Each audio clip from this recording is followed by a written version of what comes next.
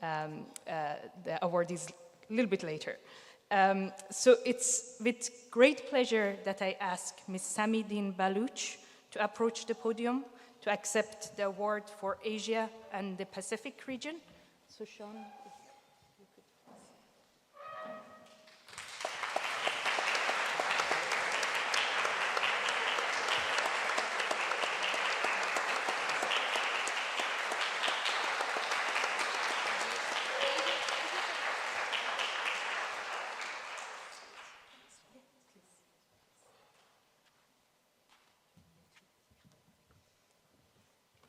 I cannot keep.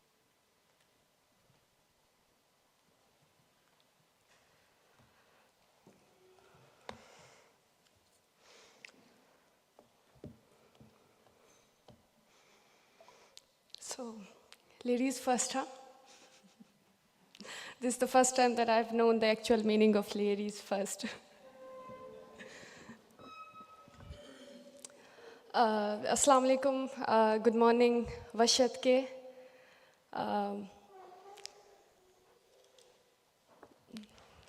As we have less time, so I'll directly go to my speech. 15 years ago, in a hospital room in Quetta, Balochistan, my world was forever altered. At the tender age of 10, recovering from surgery, I watched as my father left, summoned for his government duty in a remote town of Balochistan, promising to return in a couple of days. Little did we know, those would be the last words we heard from him. 2 days later, on June 28, 2009, Pakistani intelligence agencies forcibly disappeared him from his workplace residence. The shock and devastation that followed are incredibly etched into my memory. The frantic searches, the tearful pleas for answers, the haunting silence that engulfed our home. For the past 14 years, 11 months and 3 days, my family, my siblings, my mother and I have been left grappling with the agonizing uncertainty about my father's whereabouts. I don't know whether I am an orphan and my mother still wonders whether she calls herself a widow or still wait for her husband. Each passing day feels like an eternity as we swing between hope and despair, clinging to the fading embers of optimism that he will one day return. But as the years stretched on, the reality of our situation became painfully clear. Our once vibrant family was shattered, replaced by a relentless cycle of advocacy and activism. I found myself thrust into a world far beyond my years, reading appeals at press clubs, chanting slogans on the streets, and enduring the harsh realities of protests in front of government offices. Yet, amidst the chaos and turmoil, a profound sense of solidarity emerged, a shared bond of grief and resilience that connected us with countless other families across Balochistan. Tens of thousands like us have been torn apart by enforced disappearances, their voices silenced by the brutality of state-sponsored violence. Our ancestral home, a symbol of our heritage and identity, was seized from us and now lies under the control of shadowy groups affiliated with Pakistani secretive agencies. The loss of our home, coupled with the daily challenges of life without my father's guidance, has left us reeling, struggling to find our footing in a world that seems determined to erase our existence. But amidst the darkness, there is a flicker of hope, a glimmer of resilience that refuses to be extinguished. Despite the overwhelming odds stacked against us, I have become to realize that my voice cannot be confined to advocating for the release of my fathers alone. I am driven by a sense of duty to my family, to my community, to every victim of human rights violations who has been silenced by the oppressive forces that seek to crush our spirits. Some say I am a beacon of hope for other victim families, a guiding light in their darkest hour, but the weight of that responsibility is a heavy burden to bear. Can you grasp the depth of helplessness in Balochistan when other victims seek solace from me, a daughter who has spent the last 15 years in searching for her own father? The plight of Balochistan extends far beyond the border of our homeland. It's a story of systematic oppression and unspeakable atrocities committed against us, innocent men, women, and children who dare to speak out against injustices. It is a story that demands to be heard, a story that must not be relegated to the shadows of indifference. For the past 7 decades, the people of Balochistan have endured severe violations of human rights, with the situation worsening significantly over the last 2 decades. Tens of thousands have fallen victim of enforced disappearances, their voices silenced by the cruel hand of state-sponsored violence. Several mass graves have been unearthed, bearing silence witness to the horrors that have been inflicted upon the people. The process of burying unidentified bodies in an abandoned graveyard continues unabated, a grim reminder to the countless lives lost to the brutality of enforced disappearances.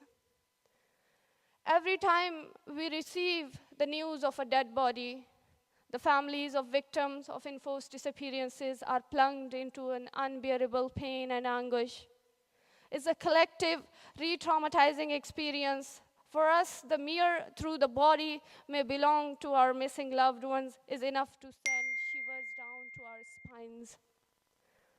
Some bodies are identified, bringing a semblance of closure to grieving families. But for others, we left to bury them as unknown bodies, our living loved ones becoming the unknown in the sea of uncertainty. The absence of government measures to conduct DNA tests to ascertain their identity only adds to our torment. The most painful aspects is the bittersweet mix of emotions that accompanies such burials. While we mourn the loss of a loved one, there is also a sense of relief for the family that their agonizing wait for the closure has finally ended. The protests, the tireless advocacy for justice, all of it becomes to halt, replaced by the solemnity of laying a soul to rest. In these moments, I can't help but wonder what we have become, what we have been reduced to celebrating the end of someone else's suffering. Even as our own anguish continues to gnaw our souls. A haunting question, right? One that speaks volumes about depths of our collective pain and the resilience that sustains us in the face of unimaginable loss. But amidst the darkness, there is a glimmer of hope, a ray of light that pierces through the shadows of despair. It is the hope that one day justice will prevail, that the perpetrators of our heinous crimes will be held accountable for their actions. And it is a hope that I carry every day as I continue to fight for the truth and justice. And not for my father, but for every victim of human rights violations in Balochistan and other regions of Pakistan. But our struggle is not just against the forces operation within our borders. It is also a battle against the deafening silence of the international community, a silence that speaks volumes about the complicity of those who turn a blind eye into the suffering of others. Despite our tireless efforts to seek justice within Pakistan, we have been met with a wall of indifference, a system that is rugged against us, designed to protect the perpetrators rather than the victims.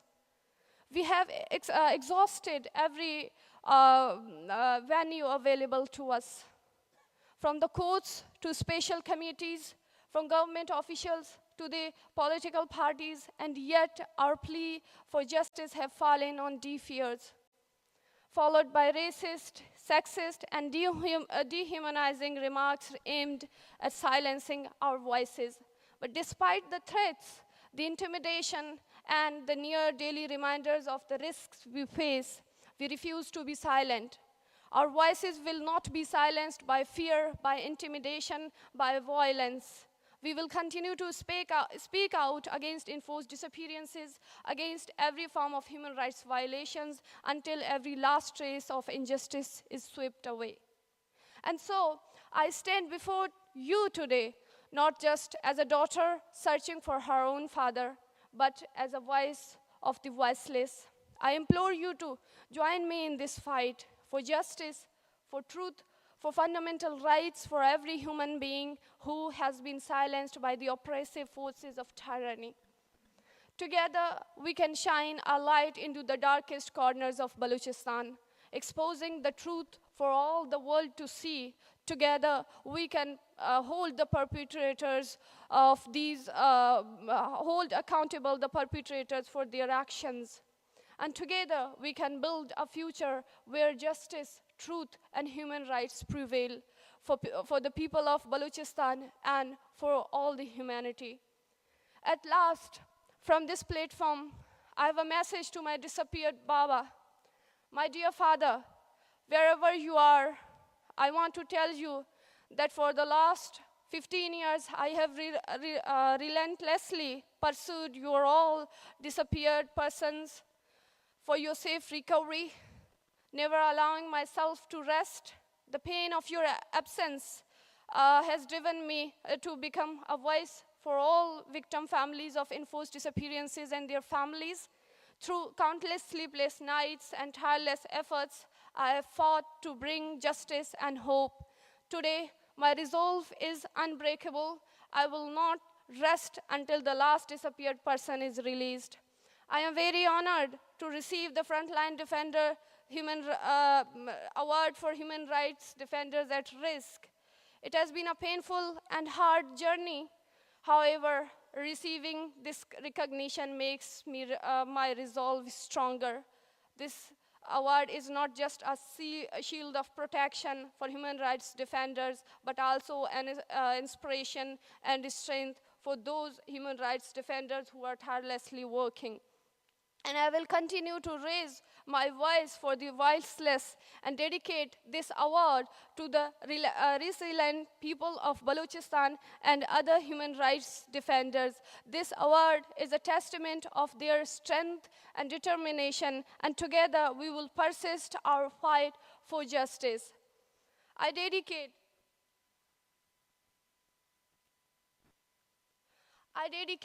this award to the brave family members of forcibly disappeared persons, the mothers, the sisters, and daughters who are tirelessly struggling in darkest atmosphere of hopelessness again and again. They are gathering their self-strength and fighting.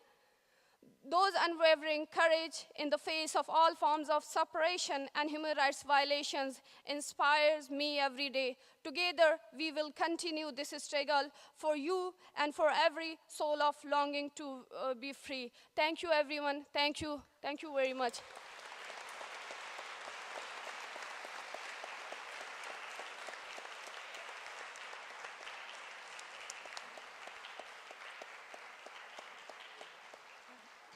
Thank you very much, Sammi, for a really powerful and moving speech. Can I please invite Miss Jennifer